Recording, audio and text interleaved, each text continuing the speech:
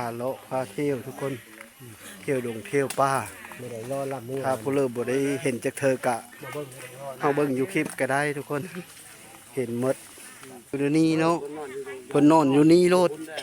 ตามที่อ่อนยายก็นอนตรงพุ่มไม้เด้อเพิ่นมาแต่ยังบ่ได้ให้ไม้หรือให้เก่าเก่าระบบ ให้เก้ามันยังไม้ตีดุน สองทางติดต่อมนต์ซ้อเสียงผู้ไทยสวัสดีพ่อแม่พี่น้องตอนเช้าก็คืออรุณสวัสดิ์แต่ว่าตะเว้นบ่ทันขึ้นทุกคนแต่ดึกๆแต่4 โมงลุกมาไหว้พระพากันไหว้พระเสาร์นะพาไหว้พระเสาร์ทางไม่ออกทางครูบาแล้วก็ออกต้นญาติโยม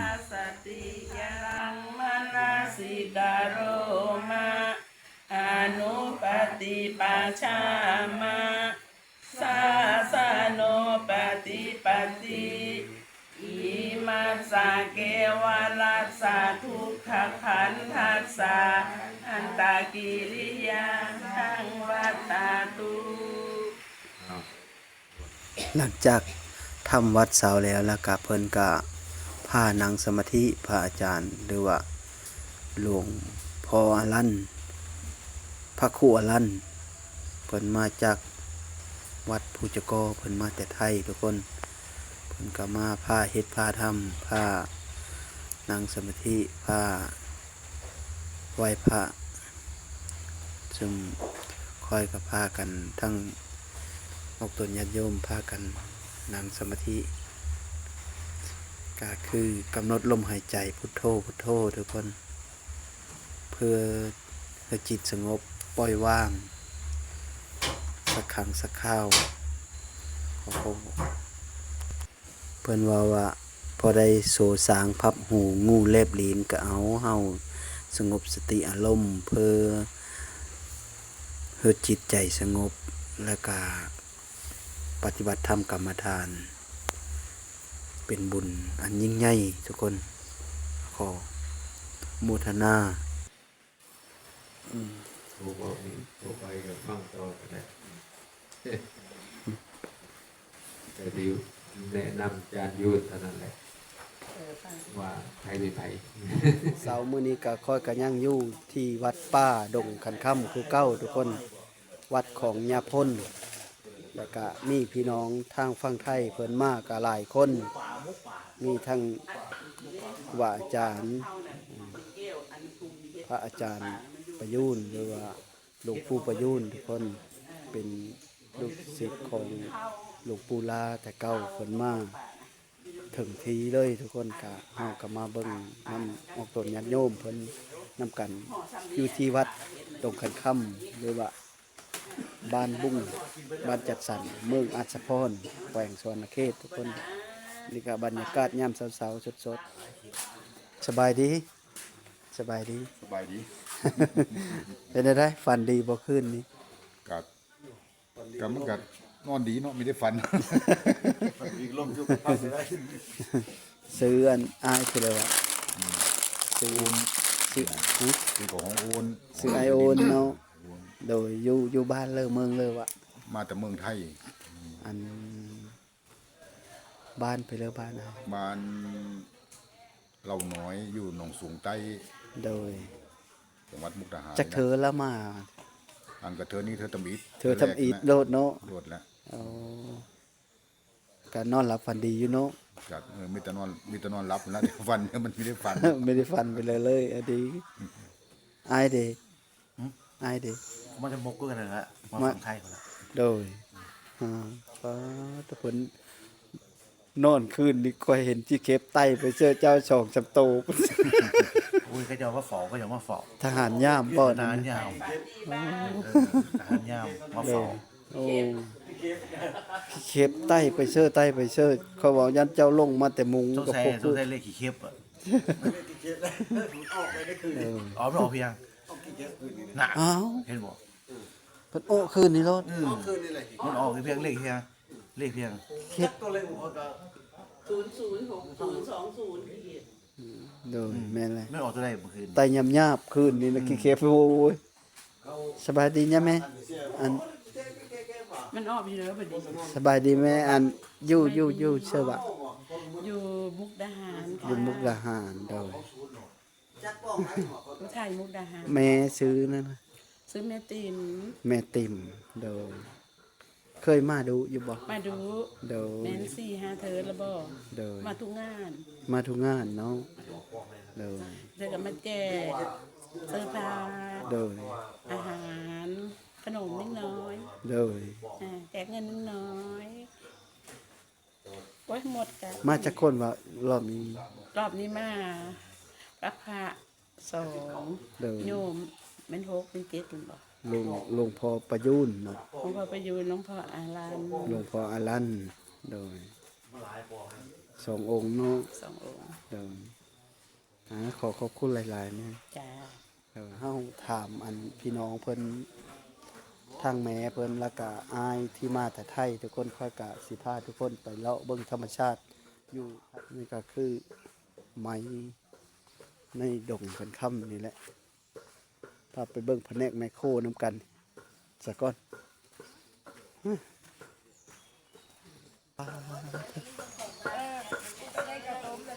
ดอกไข่ลาว ดอกคาราเก็บมาลูก เก็บมาโลบ่อ๋อแต่งามเลย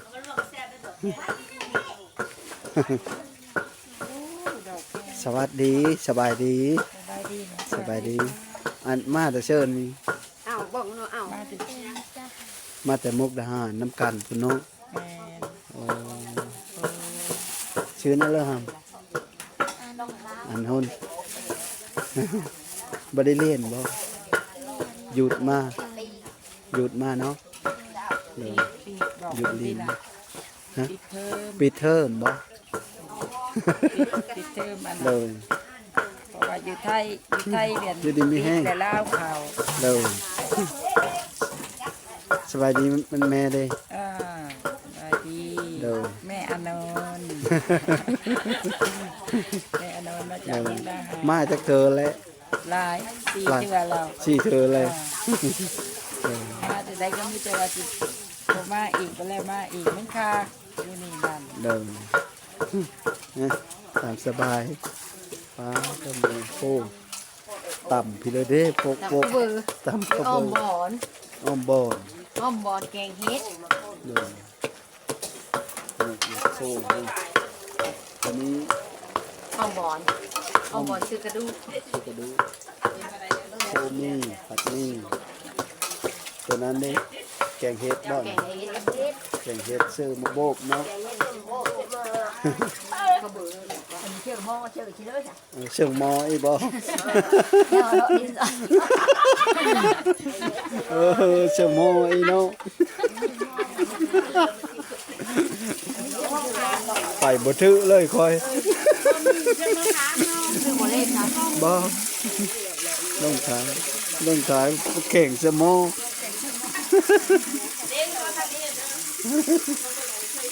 ฮะ เขาบ่ใช้งานเลย เรื่อง เขาดอกดีจะใช่ อ่าตัวนี้ชุบเห็ดเนาะ บ่ก้อยหวาย ก้อยหวาย ไหวสิคือเล่นนั่งนี่ เดิน แซ่บเพียงนี้กินแหนมแซ่บเดี๋ยวเชื่อซิม ยังบ่เฮ้ยอันผักโบฮะนี่ทักยัง บ่ตอนนั้นสิใส่อันนั้นสิใส่ซุปเห็ด โอ้ตัวนี้ชุบเห็ดเนาะ แต่ว่าฉันไม่ซุป ทั้งชุบเห็ดทั้ง ซิมมั้งไหม เดิน ซิมโลดตัวนี้แดงไว้ค่ะแล้วกัน เดิน แบ่งไว้ละแล้วกินไปเลยคิดที่พวกเด้อกิน กินหมูก็เนาะ ย่านั่นก็คืออีเพราะว่าต้มไว้คืนนี้แซ่บบ่ จังว่า เอาชิมยังชิมเลยเอาจับให้เอา เฮ้ย จับให้ชิมแซ่บ ชิมกัน แซ่บที่กันนี่ปันยังแซ่บแซ่บ เปี้ยเลยพอดีปั๊บเลยครับพอดีแซ่บแล้ว เด็กข้าว เนี่ยมันแซ่บเนาะสิ้นน้อยนึงก็หูจักว่าแซ่บชุบเห็ดอีกบาง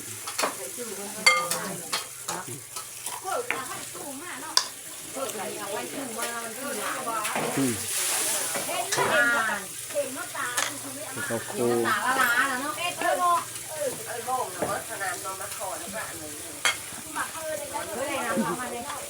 ข้าวกั้มข้าวดอกดินอีบ่ แม่ ครั้งหนึงข้าวกั้มพร้อมบ่ เจอเอาไม่งาอันเป็นลายเป็นอีนี่มด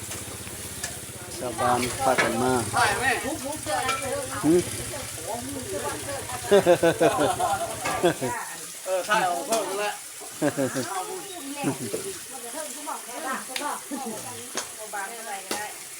พากันทางหากาเกมแนวอยู่แนวกินถวายพระโดย อ่ะซิมมือเองแม่นี่ซิมเงินเด็กเขา ชิมได้ใด ซิมกับข้าวไปกินกินซิมแบบ ชิมเมื่อกี้นี้แซ่บเลย เขาที่เลยที่สุดที่แซ่บเลย แซ่บเก่าแซ่บกว่า แซ่บกว่าเก่าเฮ็ดกินแซ่บอีหลีนี่แซ่บ อ่ะคุกตำโทนะ ไม่ได้ยองกินได้ในเพิ่นแซ่บอีหลีจ้ะ วันนั้นไปยังหันอยู่มุกดาหาร ออแดนบ้าน ชิมเสื้อเขา ผักหอมนี่นี่ผักหอมอ้าว แซ่บเขาที่แหลม ทุกน้องเลยแซ่บเป็นแซ่บเลย นี่เตาที่วางมาลดเลยน้อย ขึ้นชาวบ้านพากันออกมาเต็มเสื้อบ้าน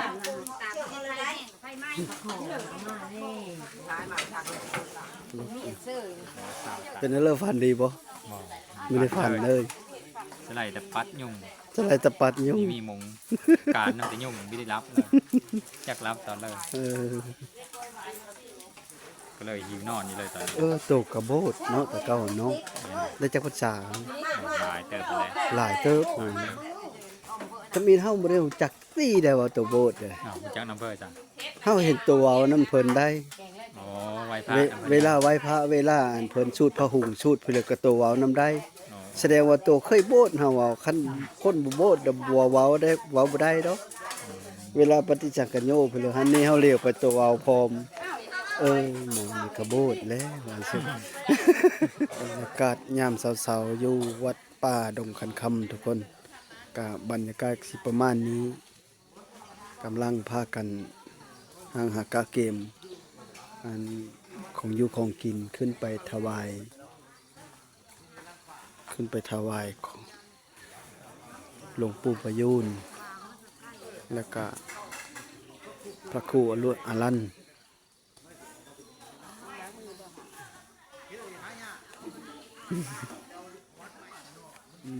ผมมีเนาะ มันมี ตอนนี้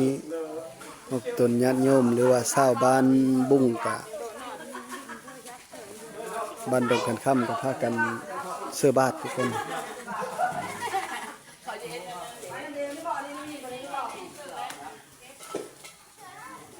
นั่นนะ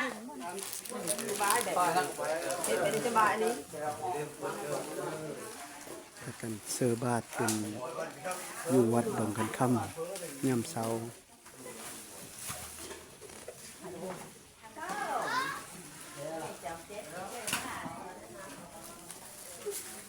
เอากระยาสิ ธรรมชาติประเทศละแม่นอันเพิงเสื้อบาทกับเจ้ายังห่อเสื้อบัวตองอยู่ทุกคนเป็นของธรรมชาติ ถ้าว่าอยู่ทางบ้านเฮาหรือว่าทางเมืองทางหน้าเพิ่นสิเสื้อถุงยางส่วนหลายมีเพิ่นยังเสื้อบัวตองอยู่ เดี๋ยวเสร็จแล้วเดี๋ยวเอาจานให้เดี๋ยวก่อนเปลี่ยนกันรองเท้านะคะ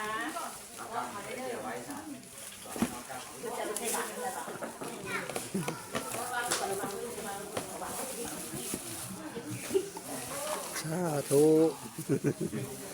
โมทนา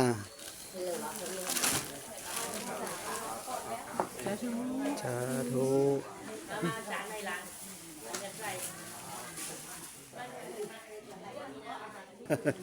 เดินสาธุ เดี๋ยวสิมาที่การในบ้านเนี่ย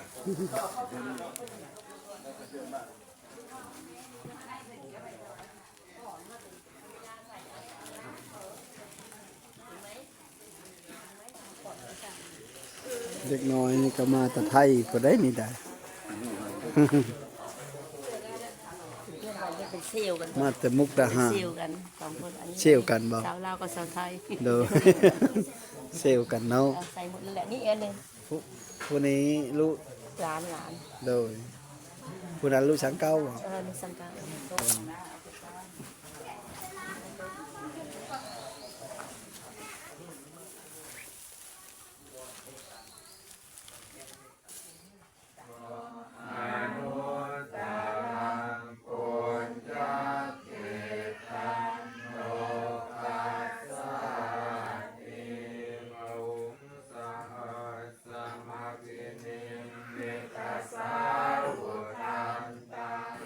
ตอนนี้ก็ได้เวลา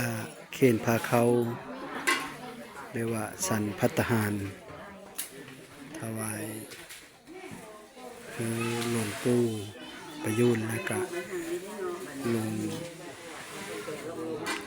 พระครูอรันต์ที่มาจากมุกดาหารมาจากประเทศไทย ดิเท้า แล้วก็พระอาจารย์พ้น เกลียดแล้วเป็นบ่ เจ้าอาวาสวัดดงคันคำ เอาลงไปนี่ไปเรื่อยๆใช่เรียกเดี๋ยวกินมันนะจ๊ะ เพิ่นสิบ่คือนั้นเพิ่นสิตากเสื้อบาทร่มๆกันแล้วก็สันอาหารแต่ละอย่างตากเสื้อบาทเสื้อบ้อนเดียว แล้วก็สันอยู่บ้านเลย จ้า อาหารมี10อย่างก็ตามมี มือเดียวได้ตั้ง3 ล้าน อาหารมี10อย่างเพิ่นก็สิตากเสื้อ คนเดีย บาว ท ได้ยินแน่ ตักเสื้อบาทแล้วก็สัน เ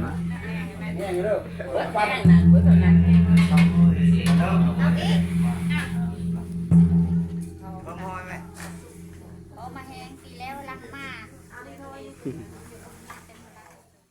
อยู่เด้อ1,000 บาทเด้อสา สาธุนี่ก็คืออาหารแต่ละอย่างทุกคน แต่ว่าถ้าหลวงพ่อเพิ่นสั่นเนี่ยเพิ่นสิเอาหมดคู่ย่าง แต่ว่าเอาย่างละน้อยแล้วเอาใส่บ้านหั่นแล้วก็สั่นนับแต่ตัวนี้ซุปเห็ดนี่ก็ซุปเห็ด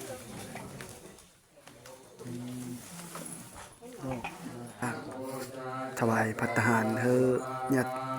ทานเพิ่นแล้วก็เพิ่นก็พรยะถาสัพพีแล้วก็ญาตินำทุกคน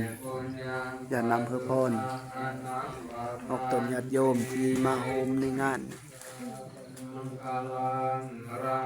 จากเฮาถวายภัตตาหารให้พระอาจารย์เพิ่นแล้วก็เฮาก็ลงมาเลิกเพื่อเอามันทุกคนเป็นสิจัดเล่งไว้แล้วก็ตามแต่ต้องการอย่าได้น้อยอย่าได้หลายกะพอกินเจ้าของนะวัดบ่ว่าแต่ต้องการอย่าได้น้อยอย่าได้หลายเนาะอย่าได้แบบเลออย่าได้ผลไม้บ่อย่าได้เอา ทาเด้อ เอาเยอะๆนะ เอาอิ่มเด้อ เอาหลายๆเด้อ พ่อคุณพ่อเดินทาง เอาพอเดินทางเนาะ อเมเดอร์พูดถ่ายรูปกันไม่ลืมเอาดิ เด้อ พอดี คนละอย่างบ่คนละอย่างโอ้ย จะพูดเนาะอาการเป็นมองอยู่เลยดิ ไว้หวาย เด้อก้อยหวาน สุเพชร สุกเฮ็ด อันนั้นอยากกินครบอร่อยนี่ป้าครบเนี่ยที่เดี๋ยวสุเพชรถ้วยแม่นี่มาสุเพชร สุกเฮ็ด ไม่อิ่มจ้าไม่ฟู ด้วยนี่มันยำอะไรเอามา ใช่ กิน มากินอยู่บ่ ตามต้องการ การเน็บอยู่ เยอะน้อยก็เอาน้อยเยอะหลายก็เอาหลาย โอ้ยเราเนี่ยปลาก็ รักของกิน เพราะว่าเนาะตัวนั้นเนาะ มาโต เจ้าจะได้แบบ เอาหวานดีบ่ แบ่งไปถ้วยเป็นถ้วย แต่เจ้าอยากได้ขึ้นเจ้าว่านะหัวมาบรรณาจะได้ บาดหน้าบ่ คงคอยได้เพิ่มเดือนทุกแบบราคาเพิ่มก็ได้ เอา ตักลงไปตักเอาไปเด้อ เด้อ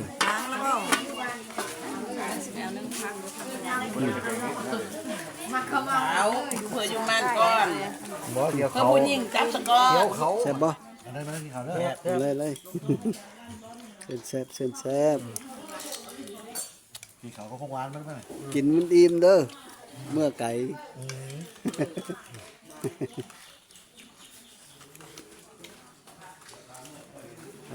เด้อผักข้าวเหนียวเลยเนาะ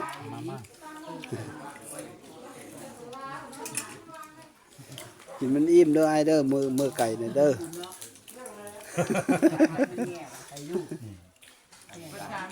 กินไหกันเนาะตอนกินแต่บ้านกินแต่เผ็ด เรากินคือกันเลยทุกคนหลังจากเอามาเนี่ยก็ของที่ค่อยกินกะเขาก็เอาโฮมกันเลย เห็นหญ้าเพิ่นเฮ็ดเอาโฮมกันเขาก็สิเอาโฮมกันคือกันมาทุกคนกินน้ำกันนี่ได้เวลากินแล้วบาดนี้เขาก็เอาหูพึกใส่กันเลย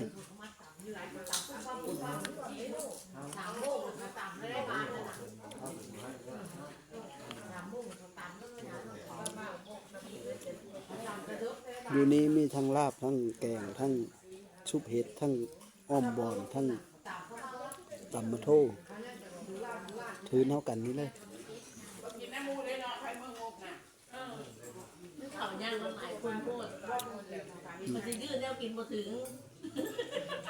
ไปตักไม้ร้านกินทุกวันมันเป็นยังไงกินรวดกินไม่กินเรียดอ่ะ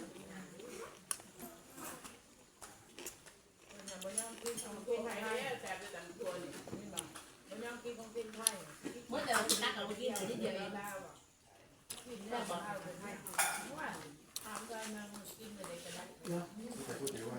นั่งรถอิ่มได้ มีทั้งแกงเห็ดแล้วก็แกงเห็ดชั้นมุกโบบเนาะแล้วก็ซุปเห็ดแล้วก็ซุปหวายทั้งแกงหวายครบหมดเลยผืนเจ้าถ้วยเดียว ออมผักขี้เล็ก ครับผมเอาเส้นแสบครับโอ้ถ้าไปเกี่ยวเขาเบิดนี่ห้วยให้นึงนี่ว่าไว้เนาะเออได้การให้ได้ ก็ไปมันก็แล้วผม แม่นเหรอแม่นโอ้แซ่บเลยกี่เขาห่มกันน่ะ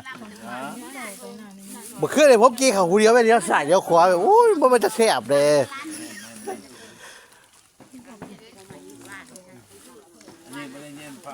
แม่นะครับก็จะว่าเทวดากับนางฟ้ามาสร้างได้วัดน่ะจังได้เอ้าไม่นี่เทวดาเด้เอาให้เนาะชื่อเทวดาถ้าเทวดาบ่เฮ็ดบ่ได้เอาเด้วัดน่ะนี่ครับเ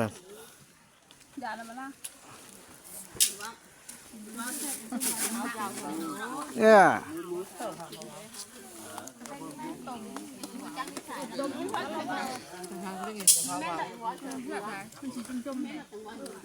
เพียงสีส้มฮะโอ้โหเนี่ยหอมพุ่นเลยเนี่ยต้มวันมาคักเพื่อนสามคู่ก็ได้แซ่บเลยเห็ดเพิ่มเยอะกินนั่นเลยเห็ด บ่แม่นครับไม่ได้เบิดอย่างกระต้มก็เฮ็ดได้หลายอย่างเพราะว่าเฮาผลิตเอง เห็ดเอง แม่น โมเมนต์ ส่วนมากบ้านผมเฮ็ดเนาะบักฟักแม่นบ่เอาไว้บดแม่นบ่ก็เอาแป้งใส่แล้วก็ห่อแล้วก็อันนั้นน่ะแซ่บคือกันน่ะแม่ขนมมันน่ะได้คือกันได้ทุกมื้อนี่โอ้เฮ็ดได้คักครับแซ่บ แนว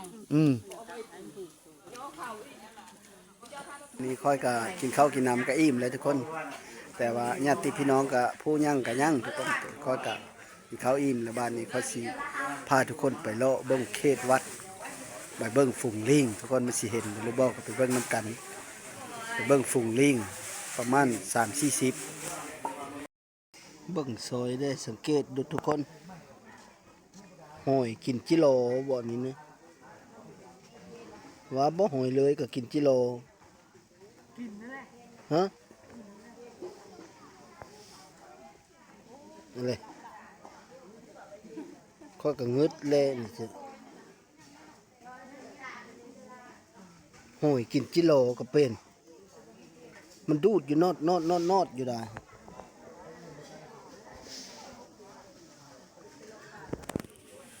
หอยกินจิโลแป๊กแล้วอยู่วัด หอยกินจิโล เลาะเบิ่งลิงก่อนพอสิตอนนี้ก็ถอยออกมาจากอันนั้นทุกคนค่อยสิพาทุกคนเลาะไปเบิ่งเขตวัดนี่กว้างแต่แท้ใดพื้นที่30เฮกตาร์เฮกตาร์หนึ่งเท่ากับ6ไร่ทุกคน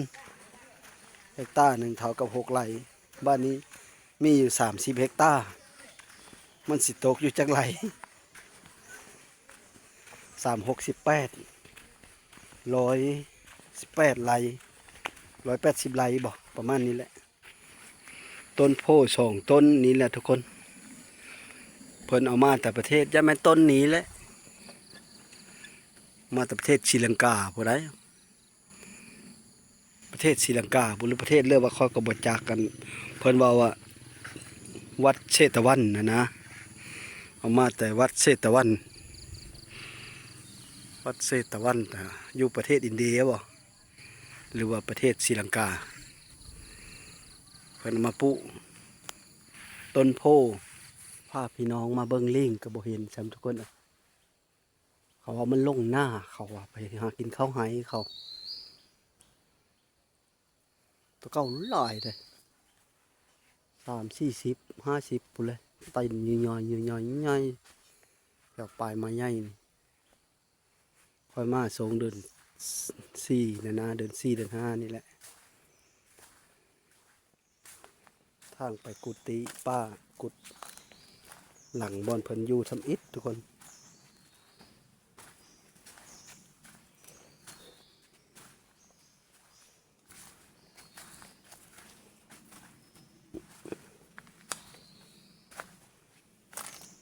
อันนี้ก็คือบอนเพิ่นมาอยู่ทำอิฐและเพิ่นมากินน้ำอยู่นี่ใส่น้ำอยู่นี่เพิ่นว่าคำมนัดบอกน้ำบ่อ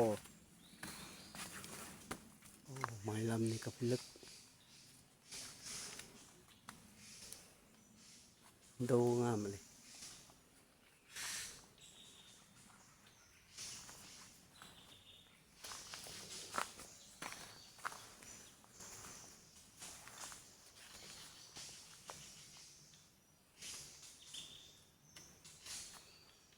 แต่นกหงส์ก็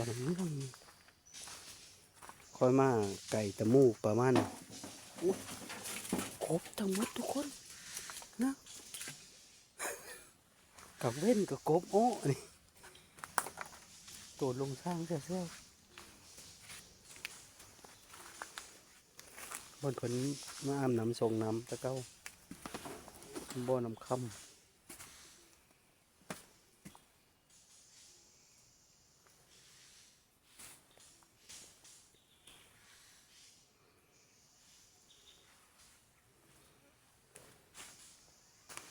ตอนนี้เพิ่นมีห้องน้ำนี่นั่นใสแล้ว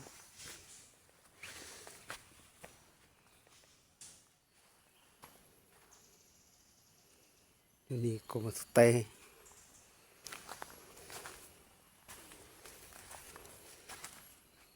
ที่นี่ก็มีบอนเพิ่นมาอยู่แต่เก้าปีนขึ้นหอมโหยเป็นหาเจอหอบเพิ่นมาอยู่นี่แต่ปี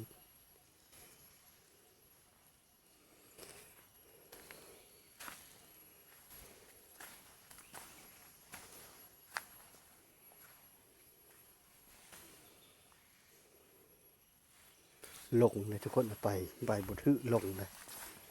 เพราะว่าไก่กว้างไปคนเดียวค่อยเลย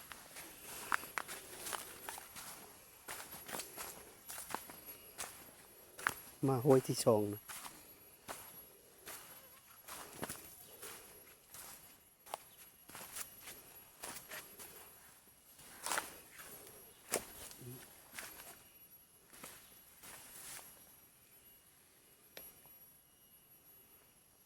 ก็มาหดหอมห้วยที่สอง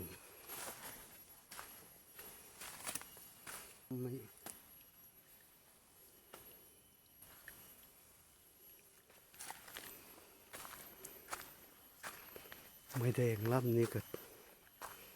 20-30 เมตรพุทุกคนเนาะสูงอะไร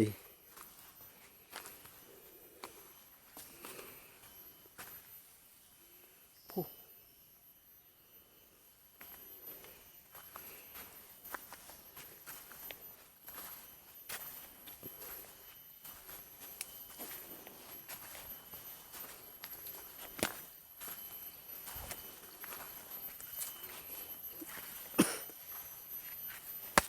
อันนี้ก็บอนเพิ่นเดินจงกรมแต่กกเปยต้นนี้มาหากกเปยต้นนั้น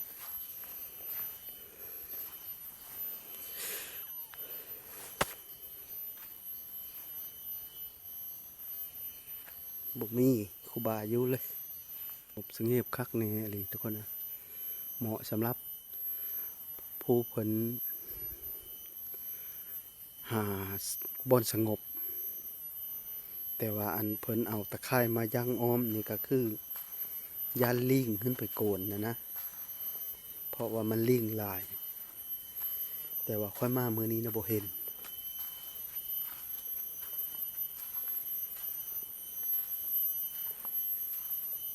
เพิ่นเอาตะไคร่อ้อมจิตเลย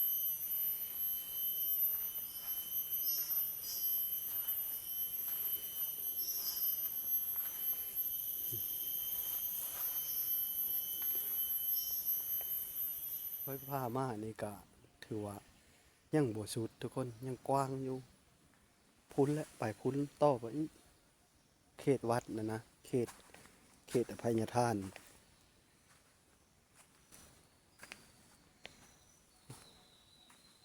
ต่อไปอีกไปเบิ่งน้ำกันเลยทุกคนนี่ก็ลึกลับพอแล้วทุกคนกวาดจนสุดทุกคนกวาดทางนี่กวาดไปเรื่อยๆไปทางเลยก็กวาดแต่กุดนั้นไปหากุดนั้นนี่ก็คือทางเฮาไปเชื่อกุดน้อยกุดนี้เพราะว่ามันมีหลายกุดนะทุกคนกุฏิน้อยพอดีพักเศร้ามาฮอดทางนี้แล้วทุกคนโยนมาทางนี้แล้วก็กลับขึ้นมาเลยแบบว่ายางโขงอ้อมไปเลยนะเลาะหาลิงบ่เห็นเลยเด้อทุกคนบ่เห็นลิงนำทางง่ายมานี่ก็เฮาก็แหวเฮาอีแหวเฮามาเบิ่ง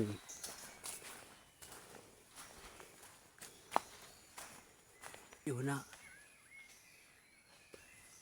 ตามอาญาเพิ่นเว้านะแบบว่าเพิ่นบ่จะเฮอลิงนะมาเกี่ยวโกนวนว่ายนำมนุษย์นะว่าแล้วก็ดิมันมากอะบ่เอาเฮอกินเพราะว่าลิงก็อยู่ชนลิงนะถ้าว่ามันมาได้กินแล้วแหละมันสิหุ้มอยู่หั่นบ่ไปใส่แล้วมันสิยะสิพาเฮอยะก็เลยเพิ่นก็เลยบ่ได้เอาหยังเฮอมันกินมันก็สิแห่ๆประมาณนี้แหละมันก็สิบ่กล้าเข้ามาใกล้ถ้าเฮาเอาอันนั้นอันนี้เฮอนี่ได้กินได้เลยนี่มันสิมาวนว่ายเกี่ยวกลวนว่ายสิมันสิบ่ได้มันสิได้เลงอีกก็เลยเพิ่นว่าลิงก็อยู่ชนลิงบ่ได้เพื่ออาหารมันไปเลาะมากก็เห็นเสด็จเดาะลิงก็ทุกคนเห็นลิงตัวหนึ่งก็เห็นก็ดิบ่ได้เห็นหลายคือแตะเก้ามันก็จะหลักได้อยู่สูงคนอ้าไปนี่ก็บ่อนหนึ่งอีทุกคนบ่อนนั้นครูบาอาจารย์เพิ่นสิเอาเต็นท์มากางนี่ก็นอนอยู่นี่นะย่ำมันเพิ่นมาพักมาเศร้าหรือว่ามาปฏิบัตินั่นแหละเหมาะสมวัดนี่เหมาะสมกับการวิปัสสนากรรมฐานทุกคนนั่งสมาธิอุ้ยปัจจุบันนี้บ่ซะว้ายจนดินลิงเลยทุกคนนะเต้นนอนอยู่ปุ๊บโอ้มันก็กักอยู่ได้มาอยู่ต่อเลยคนไอ้ย่าเพิ่นมีเพื่อเยอะนะมีเอาไปแล้วกินนะค่อยถือโกยมา2 หน่วย ค่อยสิปะไว้ให้บนเป็นๆเฮอลิงเห็นนะเอาไว้มองเคอนี้ก็เพิ่นแนมมาเห็น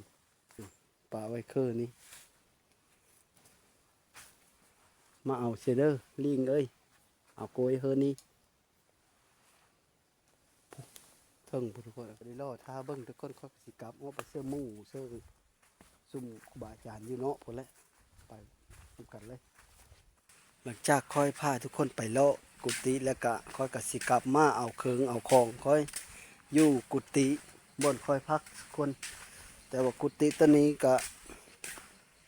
มีหลวงพ่อเพิ่นมานอนคืนนี้ทุกคน แต่ว่าค่อยเราบ่ได้พักอยู่นี่ก็คือญาติท่านที่เพิ่นมาแต่ไทยทุกคนมาพักอยู่นี่ชวนที่คอยอยู่หรอผู้ท่านประยูนหรือว่าหลวงปู่ประยูนกับพระครูอรันมาแต่มุกดาหารพอแล้วทุกคนที่ค่อยพักเศร้าขึ้นนี่ก็คือกุฏิตัวนี้ทุกคนค่อยก็นอนอยู่เนาะนี่ไปเบิ้งนั้นน้ำกันเลยว่าสิยั่งอยู่บ่ว่าเมื่อคืนนี้คอยว่าสินอนอยู่เตียงนี้ผัดเห็นงูก็เลยบ่ได้นอนก็เลยปบหุ่นนอนอยู่เทิงพุ่นโอ้ยั่งอยู่ได้ทุกคนนะ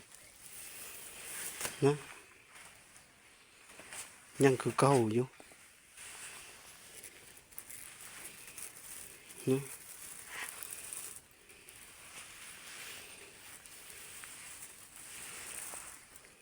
ยังอยู่ย่ามาไปแล้วก็ยังบ่ไป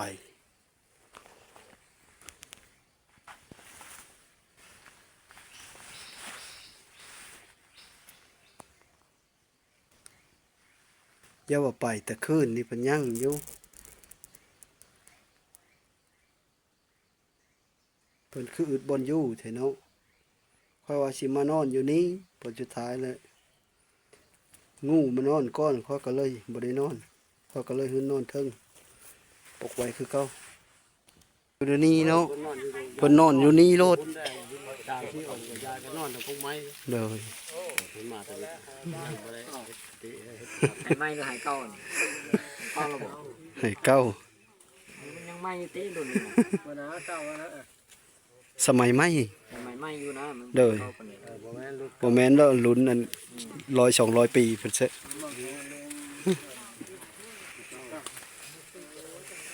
อันนี้แหละคือเจ้าอาวาสญาพลญาทานพล จะอยู่บ่เฮ้ยอยู่เกินเท่ากันเด้อ ว่าอาจารย์เพิ่นพาสำรวจวัดเบิ่งธรรมชาติทั้งวัดบ้านดงขันค่ำมีทั้งออกตนญาติโยมทั้งพ่อแม่ครูบาอาจารย์ตามหลังกันเบิ่งป้าไม้กระแตลำใหญ่ๆไม้แดงไม้เปื่อยครบเบิดทุกคนป้ากับปูแดงป้ามีฮอดลิงฮอดไปเลยเนาะครบหมดอยู่นี่ผ้าพญาท่านเพิ่นไปสำรวจเบิ่งทุกคนเลาะห้วยเลาะหองไปนี่เลย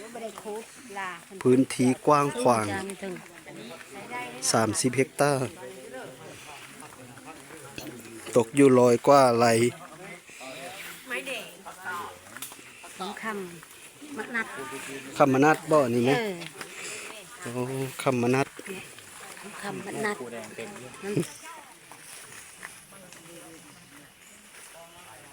ผมพาไปเลย คนนี้มาทางวัดอย่างนี้ยั่งหลวงปู่กุดกองนะ โอ้ไม่เห็นเลยกว้างแต่เสียดายยังบริสุทธิ์เลยทุกคนสว่างสวัย คนมาทางวัดนี่ยังได้ฟัง ทั้งล่างทั้งหลังเต็ม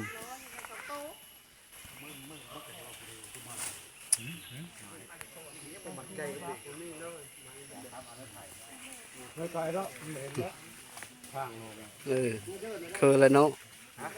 คือสิโอฮอดเลยคือก็บ่คือบ่เลยเลย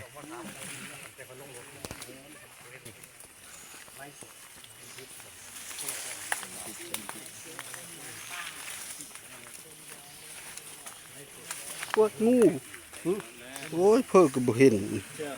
ไปของแท้ได้นี่ดะ มึงก็อ้อมือเลย ไปไปเคลียร์เพิ่น เขียวหางแฮม ไป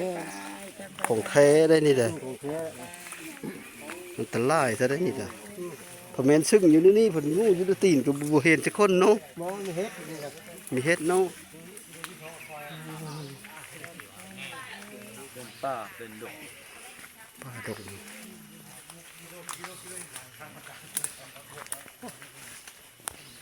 เพิ่มขยะดีจัง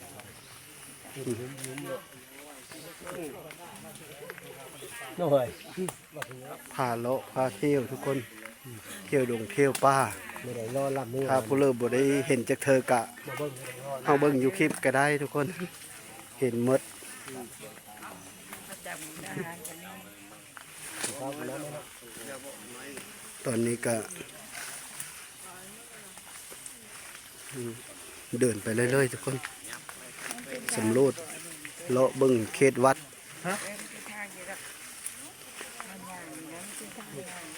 งูกระลายอยู่นี่ นี่กลายแดงกลายเนาะ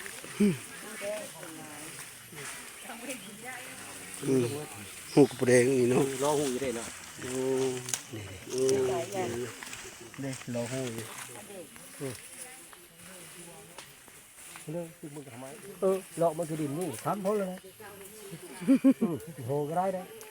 นั่นแหละเพิ่นจะเห็นภาพเพิ่นเบิ่งเลาะเบิ่ง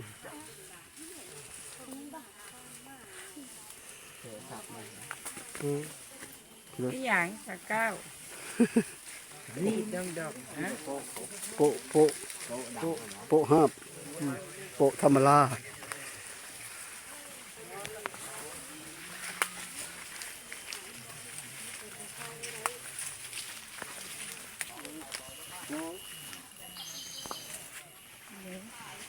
นี่ เพิ่นแค่ว่ากัดออก ฮอดทางแล้วบาดนี่ กัดขึ้นนี่บ่เป็น โดยนั่นแหละกลับคืนแล้วฮอดทางเลย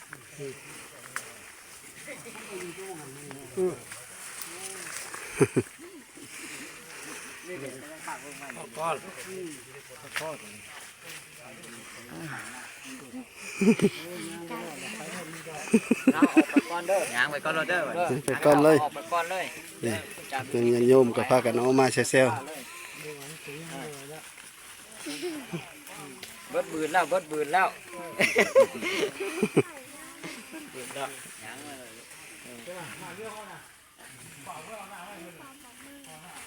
เด้นะ ๆไม่ได้ถือน้ำจักคนเนาะไม่ได้ถือน้ำมากินจักคน เป็นเมื่อเอาน้ำก่อน เมื่อน้ำมาเฮยงาน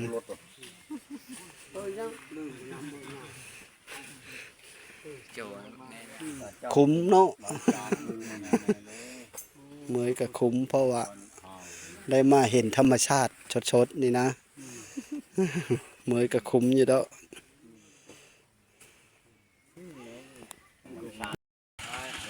เราของเอารถตอกมาเอา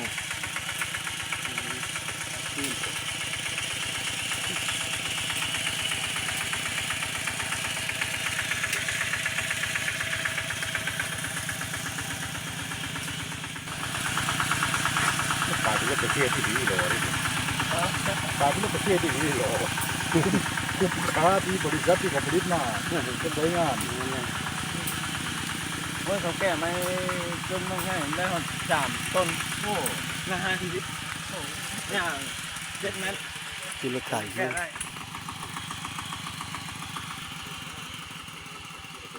ที่รถไถย้ำเฮาในป้าและแม่กระเถาเสียป้าธรรมชาติวัดอยู่เห็นเขตวัดของญาคนหลวงพ่อประยูนหรือว่าหลวงปู่ประยูนกับญาลั่นก็เลยพากันย้าง ออม บ้านนี้ก็สิได้กลับ เดี๋ยว เฮาไป ก็เลย แล้วบ้านนี้ก็ทุกคนนะ ขากลับเลยได้เอารถไถมาเอา จากเฮา